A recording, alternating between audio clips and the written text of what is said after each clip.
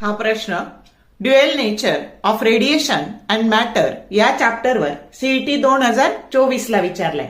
The following particles are moving with the same velocity, then the maximum de Broglie's wavelength will be for option A alpha particles, B beta particle, C proton and D neutron. तर आपल्याला असे 4 वेगवेगळे particle दिलेले आहेत आणि त्याची D ब्रॉग्लीजची maximum wavelength आपल्याला काढायची आहे.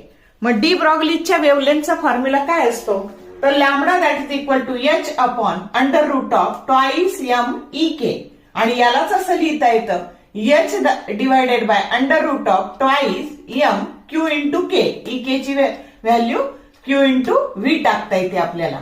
तर मग इथं काय दिसतंय, तर डी ब्रॉग्लीज वेवलेंथ आणि ही कशाच्या इनव्हर्स प्रपोर्शन मध्ये बदलते, तर अंडर रूट ऑफ मासच्या इनव्हर्स प्रपोर्शन मध्ये बदलते. आपल्याला मॅक्सिमम वेवलेंथ पाहिजे, मग ज्याचं मास छोटं त्याची डी ब्रॉग्लीजची वेवलेंथ मोठी, आणि म्हणून मॅक्सिमम वेवलेंथसाठी हे जे 4ही पार्टिकल दिले याच्यात सगळ्यात कमी मास कोणाचं असतं, तर ते बीटा पार्टिकलचं असतं, आणि म्हणून त्याची डी ब्रॉग्लीज वेवलेंथ ही काय येणार आहे, तर मॅक्सिमम येणार आहे. तर म्हणून करेक्ट ऑप्शन काय आला, बी बीटा पार्टिकल. समजलं का, असं लॉजिकली उत्तर द्यायचं. शॉर्ट व्हिडिओ आवडले लाईक करा, शेअर करा, कमेंट करा.